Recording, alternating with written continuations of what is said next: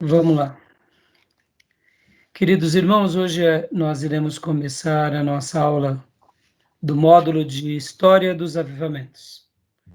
Já oramos, pedimos a bênção do Senhor e, inclusive, enquanto eu preparava a nossa aula, eu me lembrei de algo que o Dr. Paulo fazia, Cida, no seminário, É. talvez você vai recordar, que ele cantava em toda a aula dele o Shalom Adonai. Lembra? Lembro. Era... Sempre foi uma coisa que ele fez com muita frequência, que era sempre cantar o Shalom Adonai no início de cada aula. No momento de cada aula que se iniciava, nosso querido professor, Dr. Paulo, fazia questão de iniciar a aula sempre louvando a Deus com essa canção. E me deu muita saudade dele e daqueles dias, porque afinal de contas fomos muito abençoados pelo nosso querido pastor. Então, que Deus nos conceda um módulo repleto da graça e da paz do Senhor, tá bom? E para nós iniciarmos aqui esse módulo, eu quero ler um texto que possivelmente seja o texto mais conhecido, ou um dos mais conhecidos, que é o texto de Abacuque, capítulo 3, versículo 2. Uhum. A oração de Abacuque. A oração de Abacuque.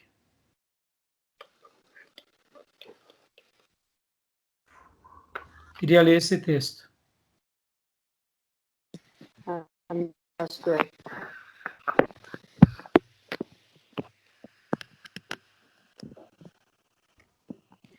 Esse texto ele é muito conhecido porque ele vai falar sobre o avivamento.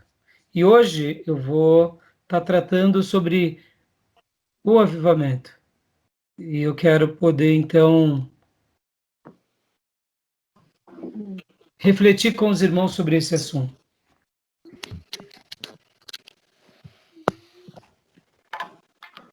Acharam o texto?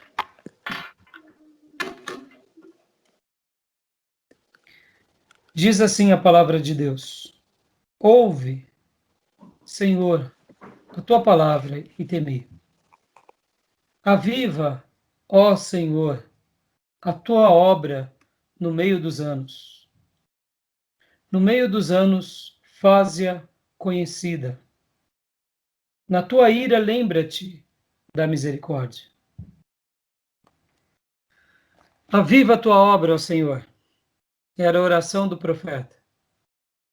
E essa matéria, inclusive, amados irmãos, é uma matéria que, na minha opinião, todos nós precisaríamos, a cada período, quem sabe uma vez por ano, a cada 2 anos, ou quem sabe a cada 6 meses, sempre lermos um bom livro sobre esse tema.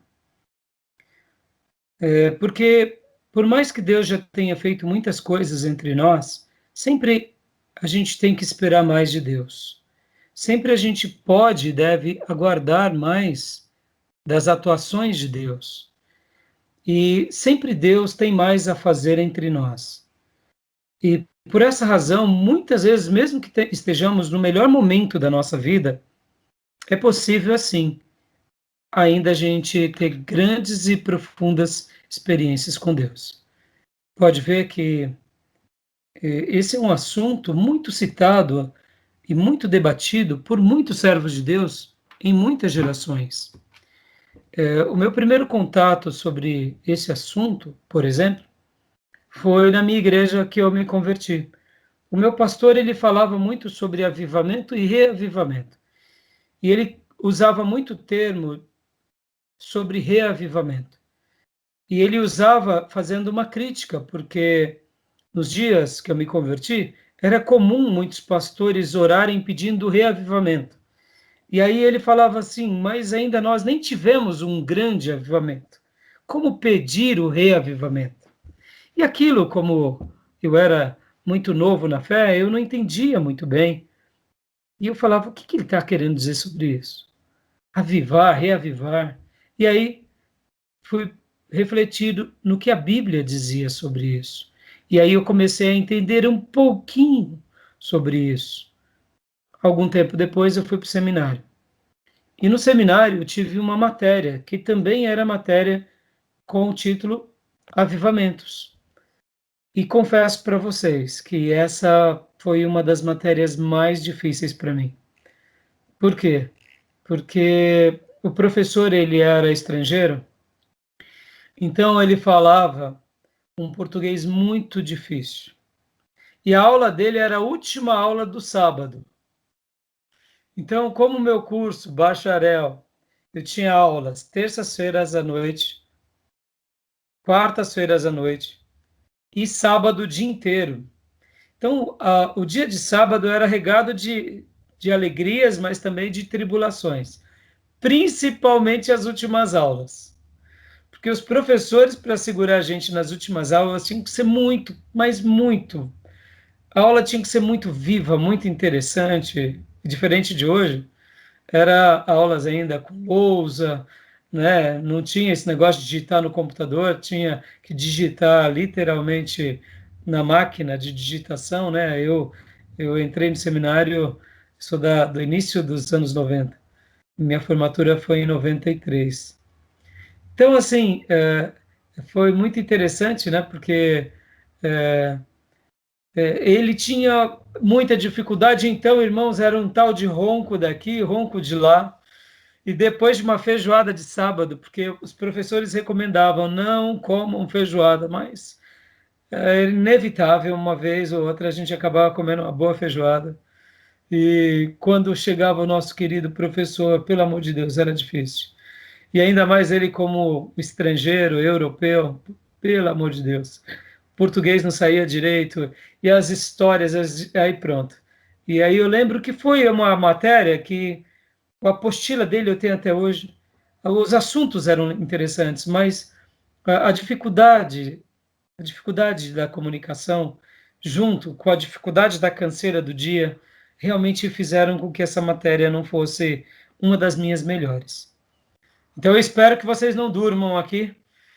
Eu sei que a gente está aqui na aula tecnológica. Qualquer coisa, se eu ver algum irmão cochilando, a gente dá uma pausa para o irmão tomar café. Mas voltando. E, e assim, depois, ao longo do curso, eu fui muito impactado ao longo do seminário, principalmente pelo pastor Enéas, porque era muito comum ele citar sobre avivamento. Era muito comum ele orar sobre avivamento. E então, o assunto, o tema, ficou mais interessante ao longo dos meus 4 anos de bacharel. E ali eu confesso que ao longo dos 4 anos, realmente eu falei, oh, esse assunto, ele é muito legal, ele é muito relevante. E uma coisa até para eu dar um testemunho aqui, o querido amado pastor Enéas Tonini, ele tinha uma anciã que, deixa eu ver se eu consigo achar aqui o livro dela.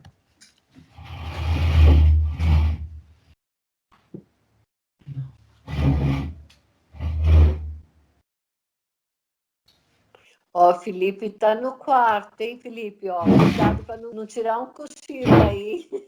Pode deixar. Então, eu não achei. Eu tenho um livro, inclusive, que eu queria mostrar para vocês, está aqui na minha biblioteca. É um livreto, na realidade, de uma irmã chamada Rosalie Appleby. E o pastor Enéas Tonini, durante muitas ocasiões, porque eu tive aulas com ele, ele marcou muito a minha vida, mas ele citava muito histórias dele, do Rego do Nascimento, junto com o Rego do Nascimento, inclusive do Rego do Nascimento. Está aqui, peraí.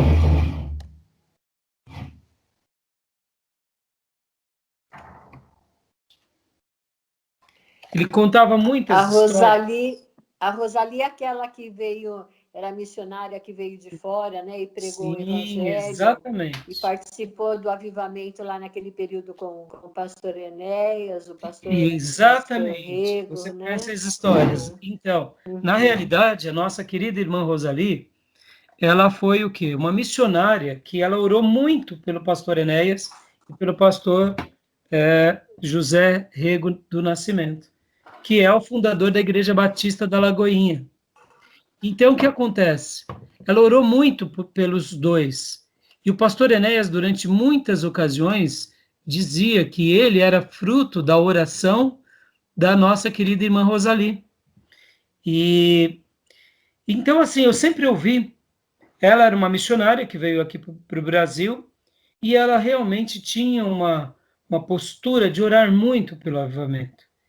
E o pastor Rego do Nascimento foi o primeiro fruto dela, e logo depois o pastor Enéas. Então, esses assuntos sempre eram temas muito vivos, e o pastor Enéas, como, na minha opinião, me permita, tá, irmãos? Pastor Enéas, para mim, eu tenho como um dos maiores avivalistas da nossa nação. Para mim, ele é uma referência de um homem que sacode as estruturas, pega aquilo que já é bom, mas é usado por Deus para dar uma renovada positiva, como muitos homens de Deus fizeram na história da igreja, e estão fazendo e vão fazer. E então, esse assunto foi muito bom para a minha vida.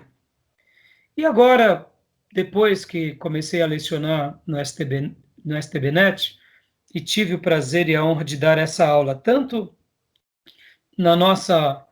na época, na nossa extensão, quanto lá na Comunidade da Graça, isso marcou muito meu coração. Por que marcou? Porque ao estudar de novo para ensinar para vocês, foi como se Deus literalmente sacudisse muito mais as minhas estruturas. Por essa razão, essa aula, essa matéria, ao mesmo tempo que ela tem um título simples, uma tomada simples, a história dos avivamentos, mas ela é muito mais pragmática do que simples.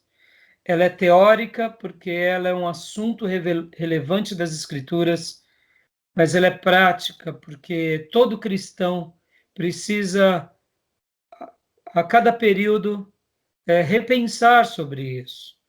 E não só o cristão, mas um seminarista e principalmente um pastor e obreiros. Porque, infelizmente, como tudo na nossa vida, nós acabamos caindo na monotonia.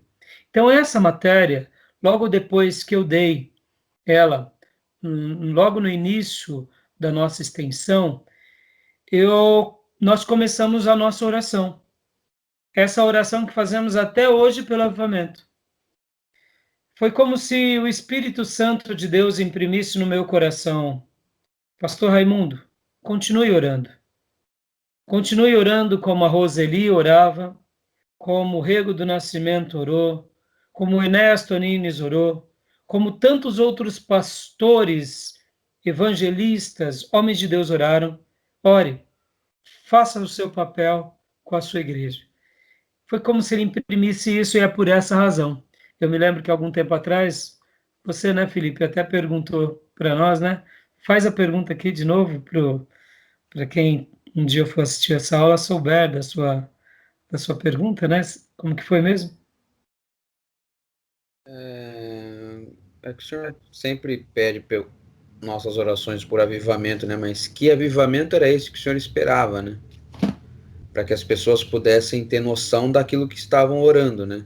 Porque às vezes a pessoa, de repente, pessoas novas na igreja entrassem, eu mesmo, quando voltei, já estávamos orando, o pastor já estava orando por esse sentido, mas aí eu me perguntava, mas por que avivamento é esse que o pastor espera, né? O que é, e muitos não sabem nem o que é um avivamento correto, né? Um avivamento bíblico, um avivamento que ocorreu realmente pela obra do Espírito Santo na história, né? Foi mais ou menos isso. E, de fato, é uma pergunta normal, mas essa pergunta, ao mesmo tempo, gera dúvidas em alguns, mas ao mesmo tempo gera também curiosidade. E essas perguntas com respostas ou sem respostas gera essa santa inquietação. E na ocasião eu respondi para o Felipe, até voltei a. Então, em vez em quando é bom eu estar lembrando o motivo pelo qual oramos. Mas mesmo que uma pessoa nova convertido, ou quem sabe alguém que se reconcilie, por que o pastor está orando por isso? Essa pergunta, ela vai procurar aprender sobre isso, porque esse é um assunto que a Bíblia trata o tempo todo, e principalmente no Novo Testamento, escandaloso esse fenômeno. Nessa aula introdutória, né, a gente vai tanto dar a grade, quanto a gente vai definições. E também esse módulo com falta de 8 ou 9 matérias, aulas, né, dobradinhas, então vão dar 18 ou 16 aulas, entre 16 aulas a 18 aulas, sendo que nós estaremos usando as terças-feiras e as quintas-feiras, e depois a gente só volta para as terças, para dar a grade. Mas vai ser muito agradável, vai ser muito boa. O livro-texto é esse que eu já apresentei para vocês na chamada.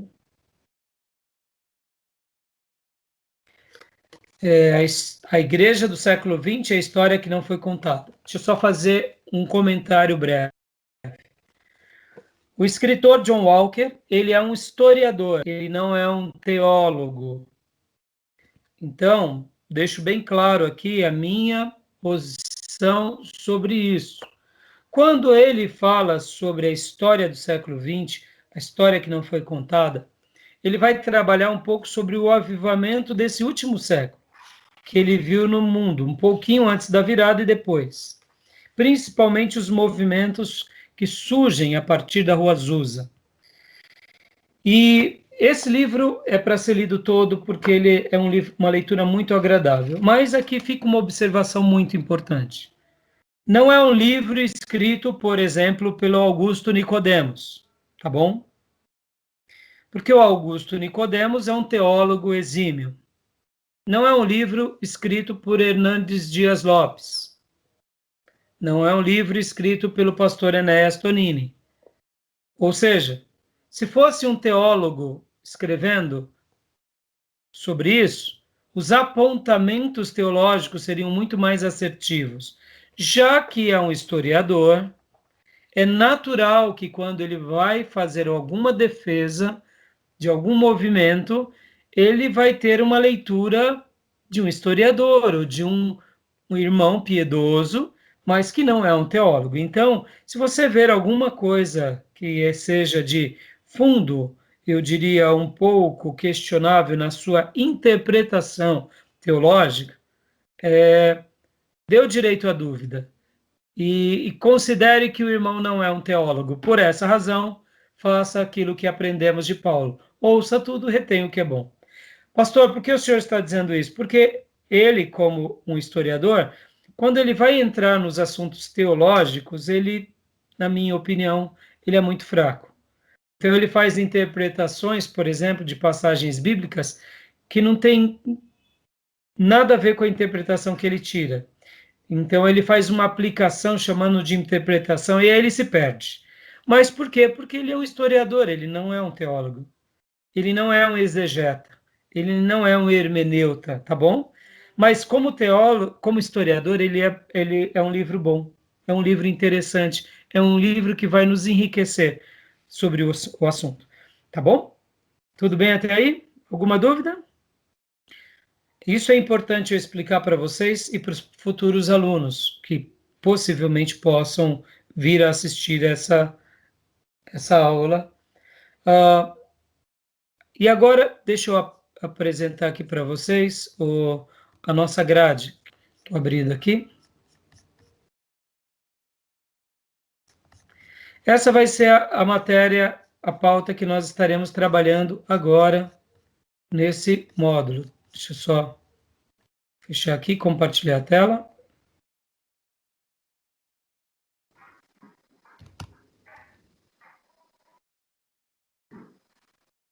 E agora foi, né? Foi? Aí, Menta? Veio. Veio, agora veio. Maravilha. Então, irmãos, nossa matéria aqui vai ser essa, né? Vocês viram que agora fizemos um novo formato, né? Do nosso novo logo. Então, pode ler para nós, Felipe, os objetivos, por favor? Compreender a igreja cristã atual com suas idiosincrasias. Opa, ficou menor, ficou muito pequeno, né? Desculpa. Ficou.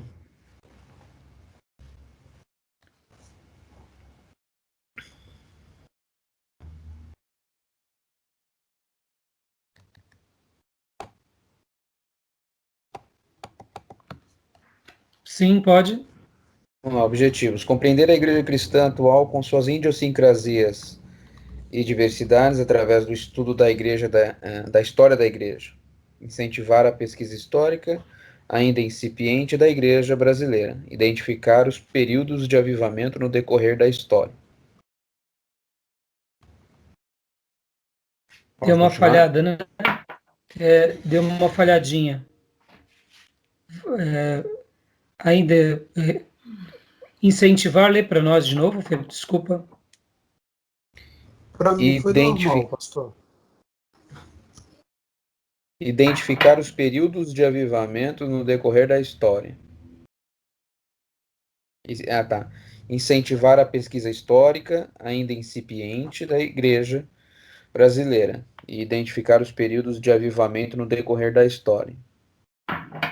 Joia. Então, parece bobeira essa definição, mas olha, deixa eu só dar uma breve explicação, né? A nossa igreja atual, deixa eu fazer uma pergunta aqui, né? Faz parte, quero estar dando conteúdo e já estamos em assunto de aula. A nossa igreja, a igreja brasileira, vamos colocar aqui, vocês acham que a igreja brasileira, ela está vivendo um período de avivamento, ou ela já viveu um avivamento, ou ela não está no avivamento? Qual a opinião dos irmãos sobre esse assunto? A igreja brasileira, por exemplo, ela já passou por um avivamento? O que vocês acham? Eu acho que ela passou por um avivamento ali, né, entre a década de 60 e 70, logo com o movimento pentecostal, principalmente nas igrejas históricas, né, como foi no caso das nossas igrejas batistas, que desvinculou da convenção brasileira, né, dos tradicionais. Eu acho que ali houve, sim, um avivamento, um despertar espiritual nas igrejas brasileiras, e atualmente eu acho que nós estamos meio que estagnados. Eu Então, acho na que sua a opinião, igreja... você acha que já teve o avivamento, né? Na igreja Eu acho que teve brasileira. não que teve, não sei, acredito que não seja, não vejo que venha ter um único, não. Acho que a história da igreja passou por alguns e acredito que vai passar por outros alguns até que Jesus volte. Isso vai depender muito da igreja também, né, do todo o Certo. corpo, né, não é só de uma denominação ou outra. Eu acho que depende muito da igreja de Jesus, a igreja de Jesus. Eu fiz essa pergunta, é natural que o Fabiano e a Cida, que são professores, já foram alunos, né? Eles já aprenderam bastante sobre o assunto, mas você respondeu muito bem, Felipe. Quando nós fazemos essa pergunta, eu faço essa pergunta, eu gosto de fazê-lo, porque olha que interessante.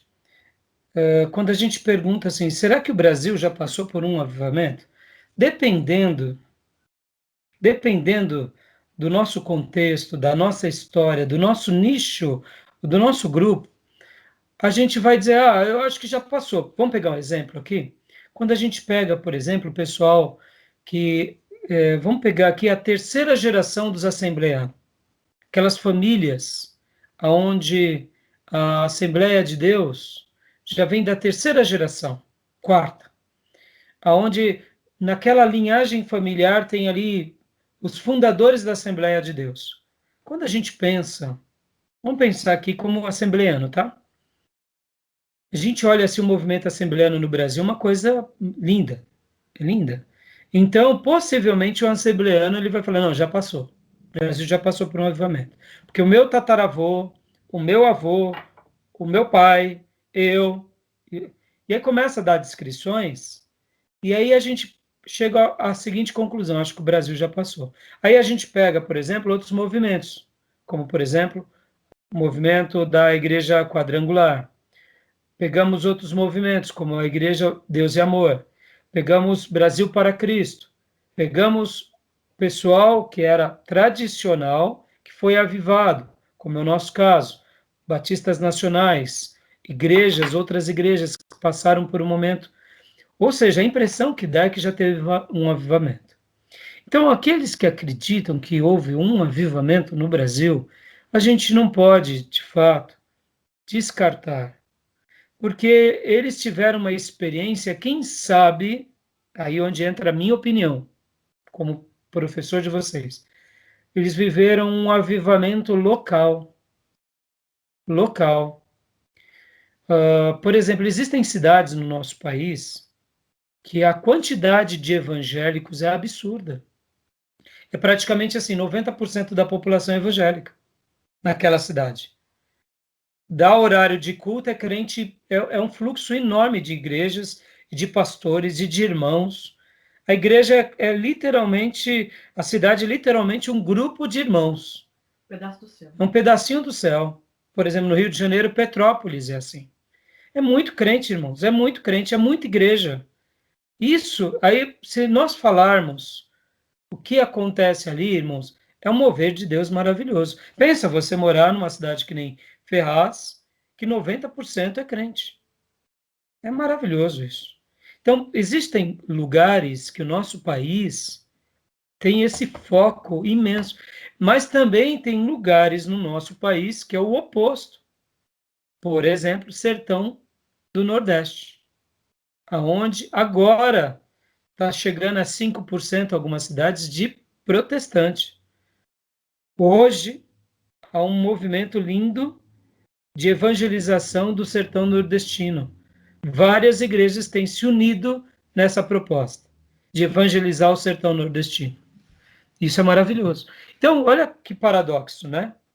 Então, essa matéria, ela é trazer um pouco, que é compreender a igreja cristã atual com as suas idiosincrasias. O que é idiosincrasias? É uma conduta incomum ou extravagante de um indivíduo. Ou seja, é uma excentricidade, uma esquisitice. Muitas vezes, o assunto ele é mal compreendido por causa disso, de idiosincrasias. A igreja cristã, ela não só sofre hoje, mas ela sempre sofreu quando tem um grande mover. Então, hoje, por exemplo, na minha opinião, tá, irmãos? Me entendam. Pastor Raio, a igreja brasileira já passou por um avivamento? Eu particularmente creio que ainda não. Mas eu creio que a igreja brasileira está vivendo há 100 anos, na minha opinião, focos de avivamento. Focos poderosos. Por isso que eu dou todo o direito, toda dúvida de que se realmente já foi um avivamento, então eu estou errado na minha afirmação. Mas eu dou o meu elogio, eu dou o meu valor, porque hoje, irmãos, hoje, quando nós temos as nossas igrejas, e hoje é comum um grupo se reunir, abrir uma igreja, e de repente aquela igreja ter 100, 200 pessoas. Isso é uma coisa maravilhosa na nossa nação. Isso é uma coisa comum, mas isso não acontece em muitos lugares do mundo. Ah, pastor, mas não é. Não, isso daqui é uma coisa do território brasileiro. Isso é fruto desses homens valentes do passado. Entenderam? Desses homens, dessas mulheres que quebraram muita pedra para a gente chegar aqui a esse ponto. Ah, mas essas igrejas que começam assim são inchadas. Não vem ao mérito. Hoje é comum um grupo se unir e montar uma igreja que já começa com 100 pessoas, 200. É comum, pode ver. Quantas são as igrejas que começam assim? E algumas até logo de cara vai para 500 e é bonito isso. Vamos dar o direito da dúvida. É fácil a gente falar, mas eles estão pescando em aquário. Não esqueçam isso. Isso acontece no contexto brasileiro e num contexto onde a igreja está crescendo. Isso não acontece em países da América do Sul, não acontece no sertão nordestino, isso acontece no Brasil. Isso é um milagre. E querendo ou não, isso para muita gente já é um avivamento. Sertão nordestino? Sertão nordestino. É sim, acontece. Não acontece. Então, eu estava explicando. Não acontece no sertão nordestino 100 pessoas, mas acontece em algumas regiões. Obrigado, amor. Então, o que eu quero dizer?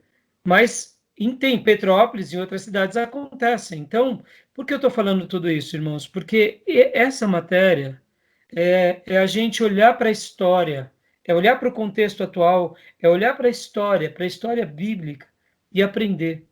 E tentar extrair o máximo dessa vida deles e colocar em prática. Por isso que esse assunto é muito relevante.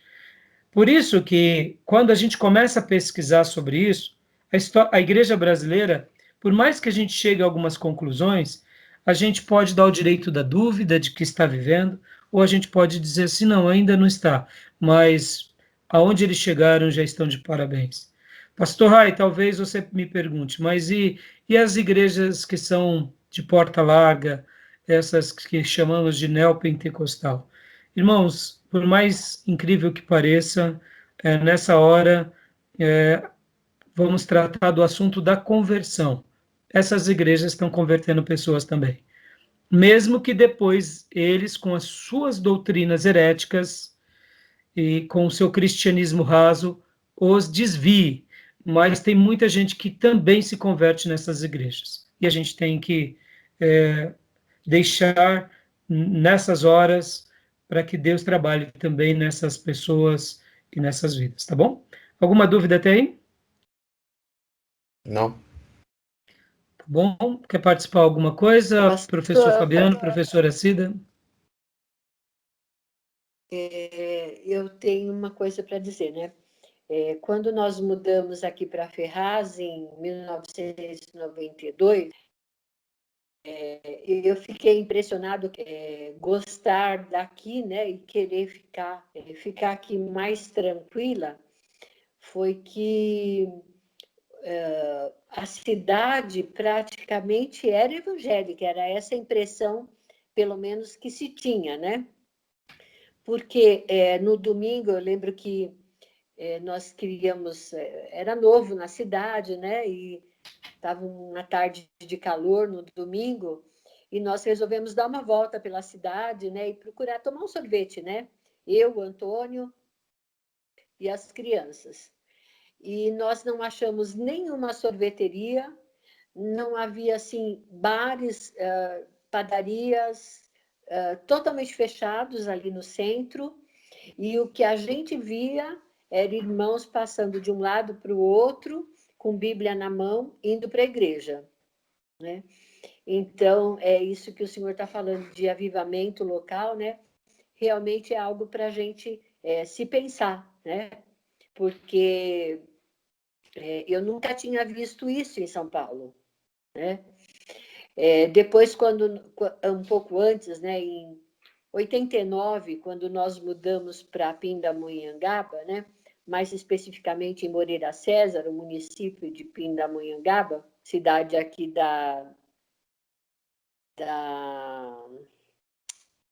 do Vale, aqui, né, do Vale do Paraíba, né, eu fiquei impressionada também, porque a maioria das pessoas lá eram evangélicas.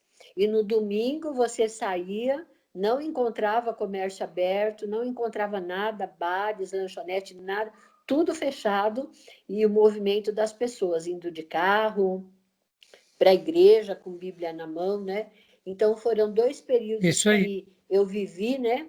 E que realmente foi muito interessante. A gente se enquadraria nessa questão que o senhor falou, né, de avivamentos local e de muitas pessoas se convertendo, né?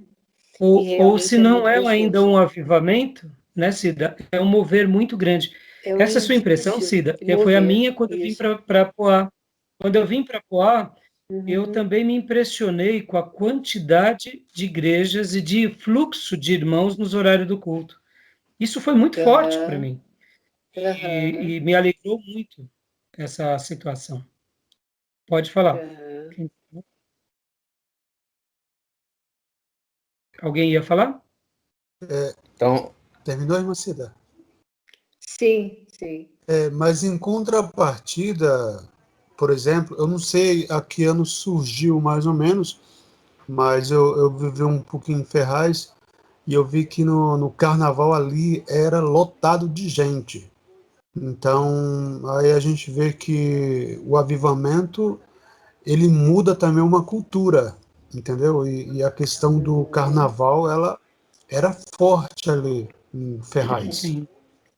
Não, e assim, quando a Cida comenta, e eu comentei, Fabiano, eu não estou querendo dizer que Ferraz passou por um avivamento, mas assim, porque eu fiz a pergunta há momentos atrás, enquanto líamos a pauta, será que o Brasil já passou por um avivamento? É para mostrar isso, que mesmo que não tenha passado, na minha opinião, isso é a minha opinião, tá? Não passou. Mas talvez se eu tivesse 90 anos ou 100 anos, que nem o pastor Enéas, ele falaria, não, o Brasil já passou. Porque eu vi isso, eu vi isso, eu vi aquilo, tem isso. A vida dele, a experiência de vida dele leva a uma afirmação muito mais assertiva do que a mim. Eu tenho 30 e poucos anos de conversão, 33. E nesses 33 anos de conversão, é muito pouco para eu poder afirmar algo desse tamanho. Mas o pastor Enéas, só de conversão, ele tinha mais de 70, e ele foi instrumento de Deus. Então, quando eu mencionei, Fabiano, eu acredito que o Brasil não passou, mas ele passou por focos poderosos. E por que esse assunto aqui é muito interessante? Porque minha próxima pergunta é isso. Será que dons de cura, profecia, grandes conversões são avivamentos? Essa é uma outra pergunta que fica. Porque a grande maioria das pessoas fazem uma confusão imensa sobre isso. Por essa razão, que ao estudar sobre isso, pesquisar sobre isso, a gente começa a ter uma opinião muito mais clara e muito mais assertiva do que é o avivamento.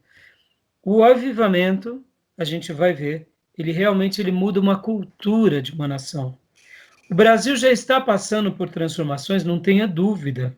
Ele já melhorou muito, já evoluiu muito, mas tem muito mais ainda a evoluir. Então, na minha opinião, a gente tem muito mais a crescer. Mas vamos acabar de ler a pauta aqui, para a gente discorrer e já para a introdução. Então, conteúdos, né? Pastor, deixa eu ler rapidinho. Pode falar. Só um detalhe, né, disso que eu falei, né? Logo depois, vocês estão me ouvindo? Sim, sim. Logo depois de que nós mudamos aqui, acredito que talvez uns 2 ou 3 anos, a população ela aumentou assim assustadoramente, né? Então, isso, não que eu esteja dizendo, eu não estou querendo dizer que houve um avivamento. Concordo com o pastor de fotos de avivamento e de que o mover de Deus, né? Realmente aconteceram por aqui, né? Mas hoje a população é muito diferente e é muito maior do que naquela época quando nós viemos para cá, né? Eu e o pastor também viemos quase na mesma época, né? E sabe uma outra coisa, Fabiano? Desculpa, você terminou, Cida? Sim, pastor, sim. Uma outra coisa, parece bobeira, mas as próximas gerações, se elas não têm aquele ímpeto de fervor e de compromisso, se aqueles que eram fervorosos no passado não se mantêm no seu fervor, a tendência natural é criar uma igreja apenas religiosa nas suas próximas gerações. E aí aqueles novos adeptos não vão lembrar do fervor antigo, mas vão se espelhar na frieza atual. E é por essa razão que igrejas fracas de Bíblia, que igrejas fracas de vida é um perigo. E aí onde entra o perigo de uma igreja herética ou de uma neopentecostal. Porque ao invés de crescer para Deus e para os céus, incha apenas para os lados. E aquela máxima se repete, são igrejas cheias de pessoas vazias. Então olha como o inimigo também, ele vai colocando o quê?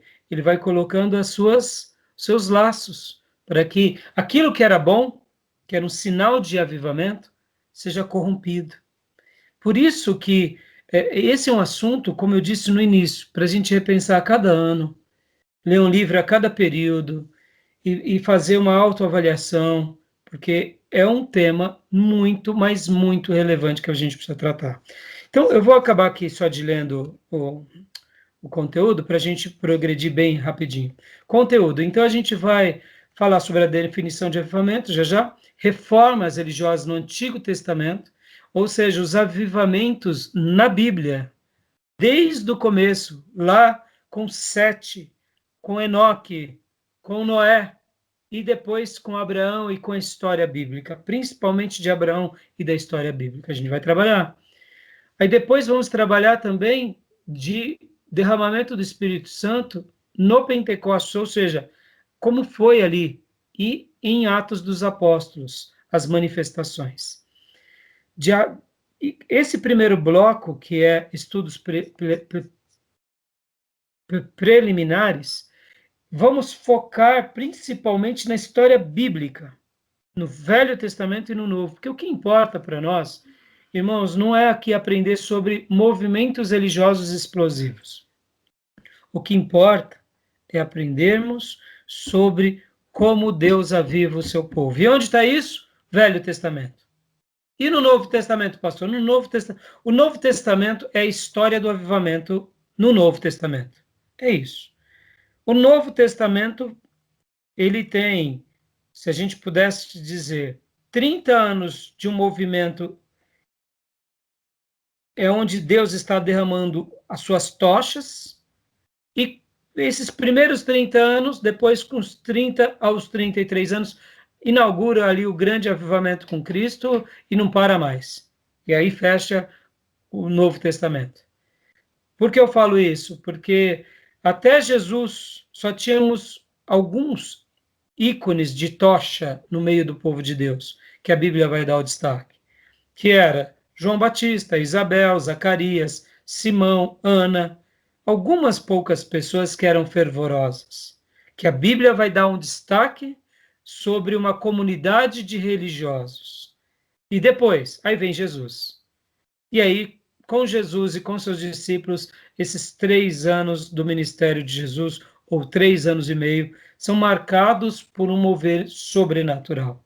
E depois, quando Jesus morre, ressuscita e é elevado aos céus, e o Espírito Santo é derramado na igreja primitiva. Aí agora, sob a conduta e a condução dos apóstolos, debaixo da orientação do Espírito Santo, a igreja, ela nasce nesse contexto poderosíssimo, que é um contexto de um avivamento ininterrupto, tanto em Jerusalém, na Judéia, Samaria, aos confins da terra. Onde a igreja chegava, onde um discípulo chegava, era algo inédito.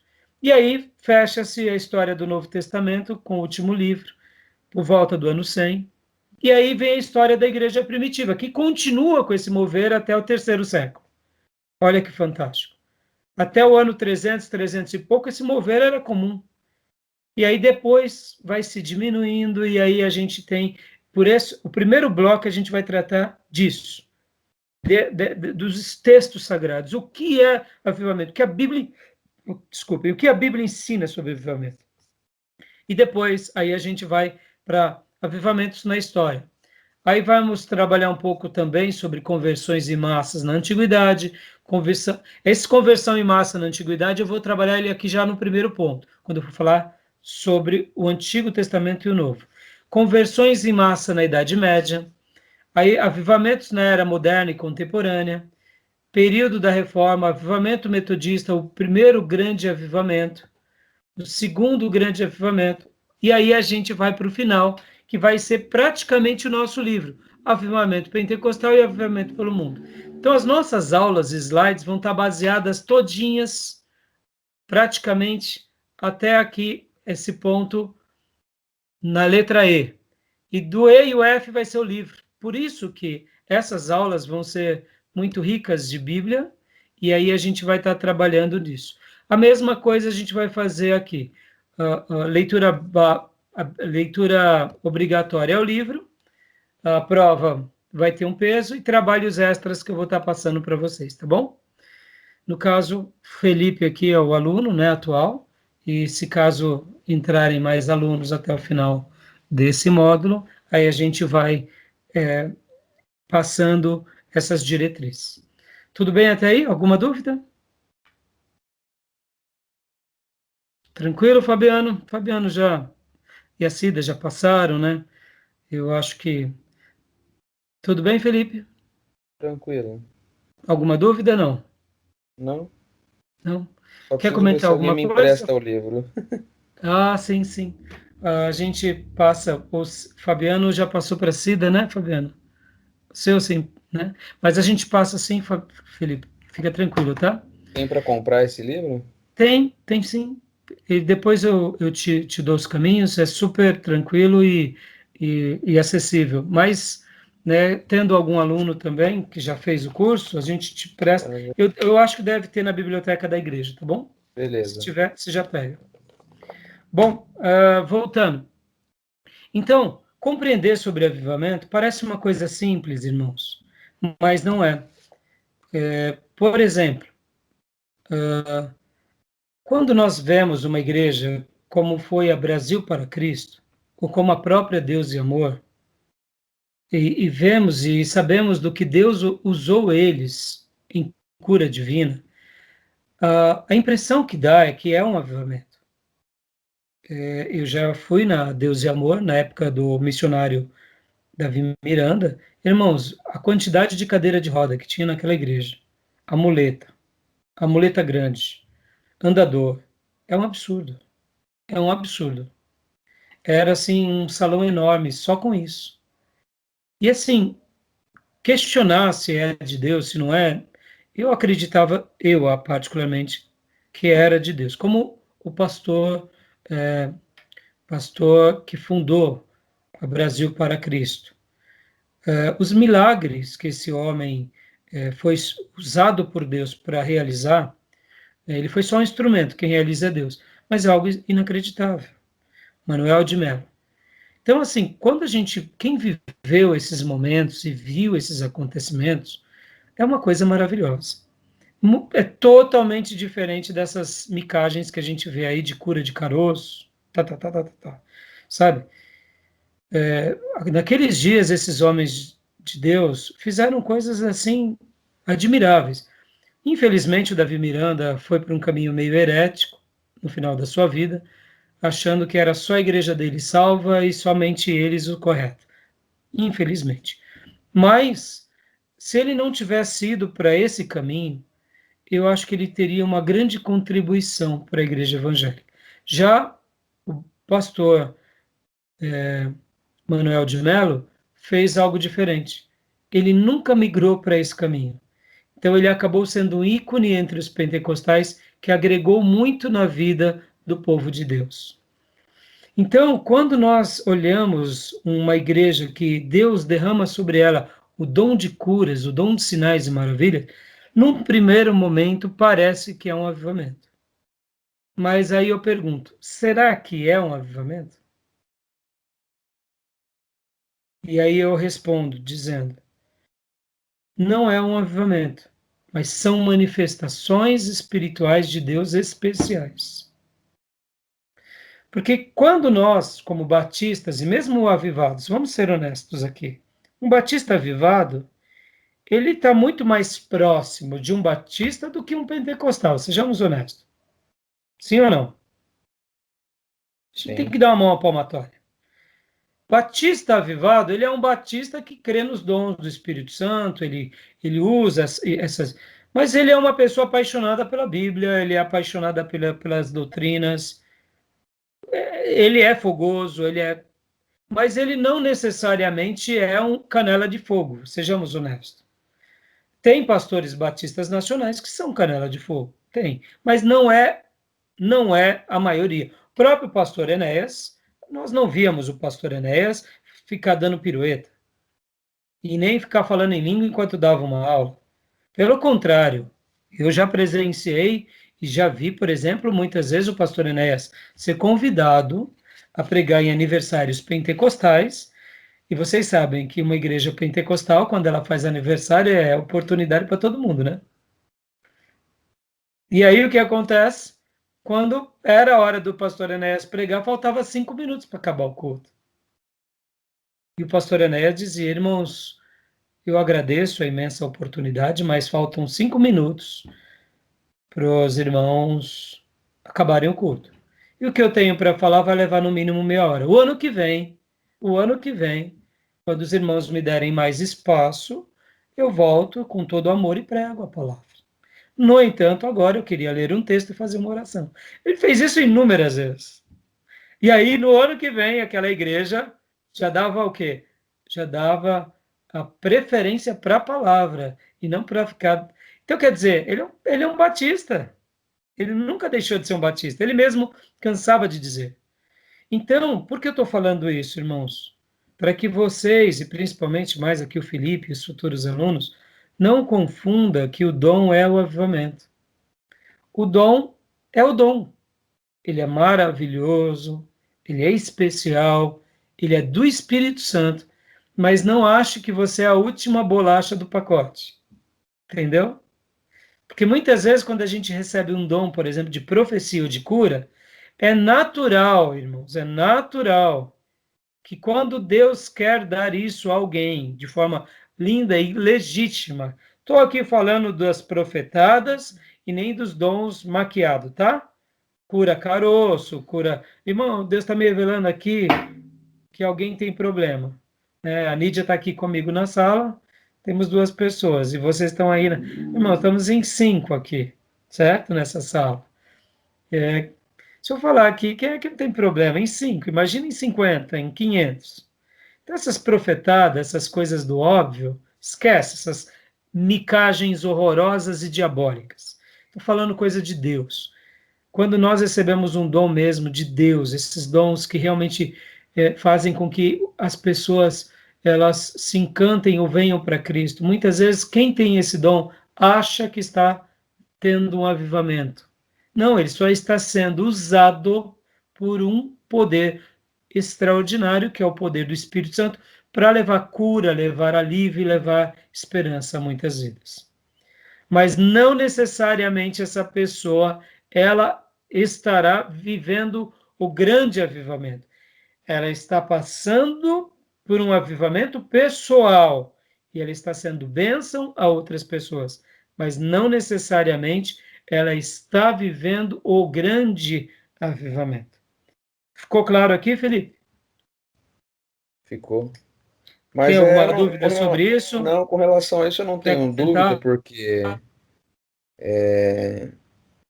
de tudo que a gente, assim, eu já estudei, até tem uma apostila da minha mãe aqui da época do seminário sobre a história dos avivamentos, cheguei a ler toda, mas a gente vê, mesmo nas escrituras e na história de quando houve avivamento, ou seja, trazer o povo de volta à centralidade do evangelho, ou seja, o avivamento está acompanhado de arrependimento de pecados, de transformação de vida. Porque e eu vejo isso na pele como professor. Tem alunos que na igreja canta, dança, faz pirueta, mas não houve uma mudança radical de pensamento e de atitudes.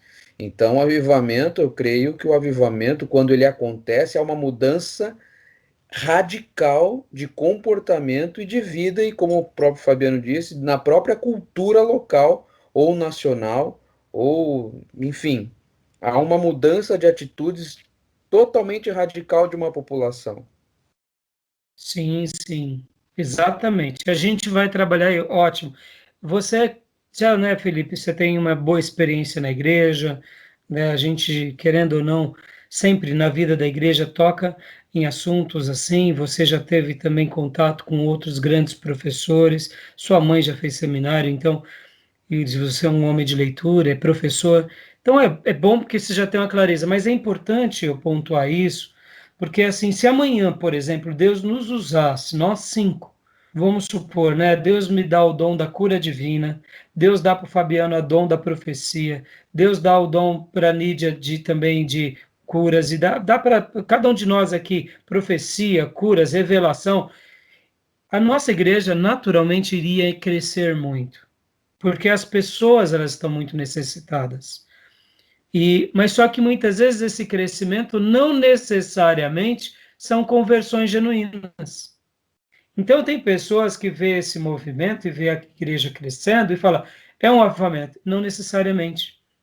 E é interessante isso, porque a gente começa a entender à luz das escrituras o que é o grande avivamento.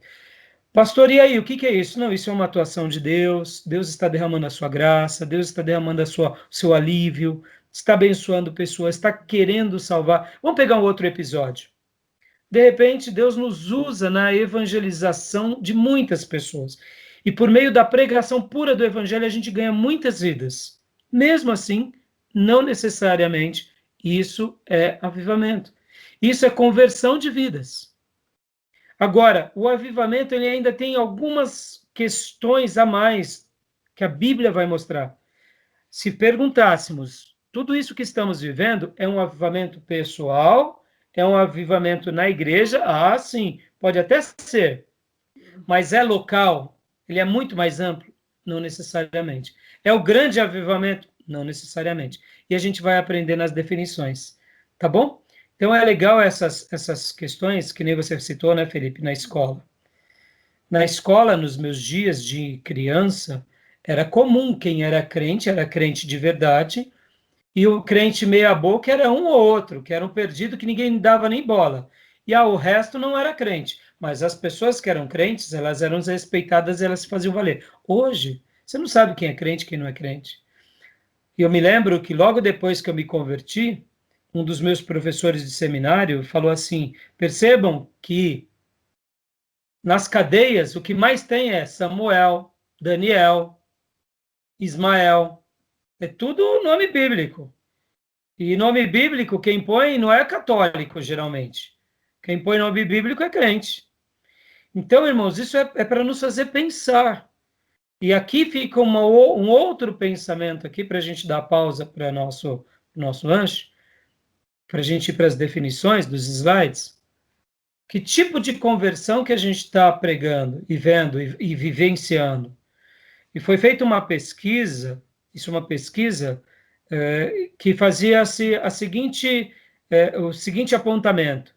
De tantos pentecostais que se convertem, quantos se mantêm no Evangelho? E de tantos tradicionais que se convertem, quantos se mantêm no Evangelho? Essa pesquisa ela foi muito interessante, porque a quantidade de pentecostal e de neopentecostal que se convertia e se afastava era imensa. Então, a pesquisa ela trabalhava de uma forma per capita. Para cada 10 pentecostais, 10 tradicionais. Para ter um número exato.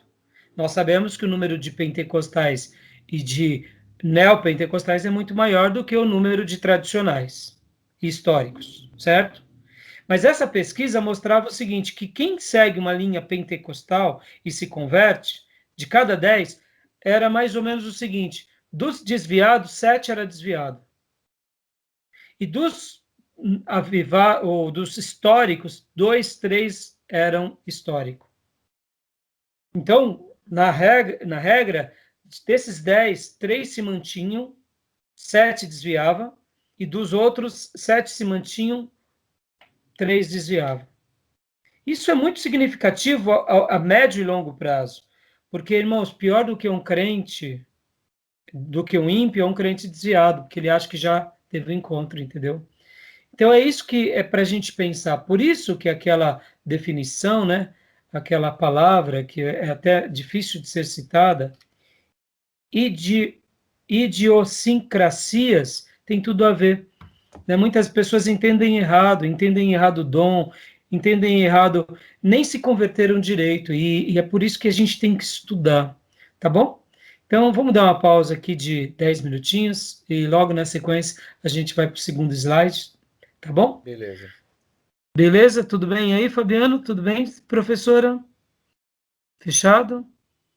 Tá bom? Deus Fechou. abençoe. Vou aproveitar, vou comer um pouquinho.